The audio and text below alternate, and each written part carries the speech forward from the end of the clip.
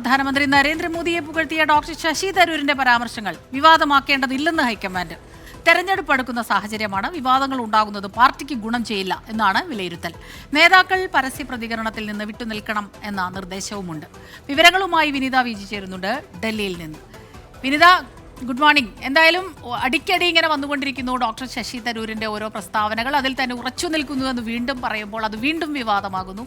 എന്തായാലും കേരളത്തിലെ കോൺഗ്രസ് നേതാക്കൾ കടുത്ത അതൃപ്തിയിൽ തന്നെയാണ്. പക്ഷേ അത് വിവാദമാക്കേണ്ടെന്ന് ഹൈക്കമാൻഡ് പറയും.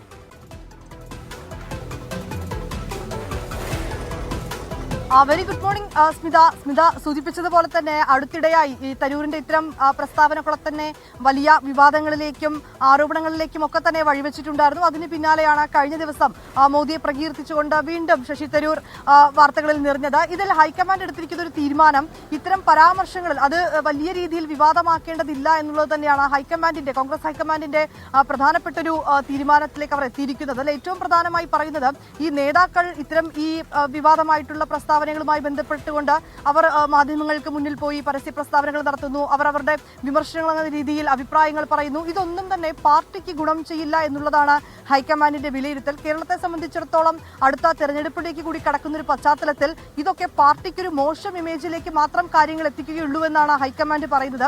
അതുകൊണ്ട് തന്നെ നേതാക്കൾ ഈ തരൂരുമായി ബന്ധപ്പെട്ടുകൊണ്ടുണ്ടാവുന്ന ഇത്തരം വിവാദങ്ങൾ അത് വിവാദമാക്കുകയോ അതുമായി ബന്ധപ്പെട്ടുകൊണ്ടുള്ള പരസ്യ പ്രതികരണത്തിലേക്കോ പോകരുതെന്ന് തന്നെയാണ് നിർദ്ദേശം നൽകിയിരിക്കുന്നത്.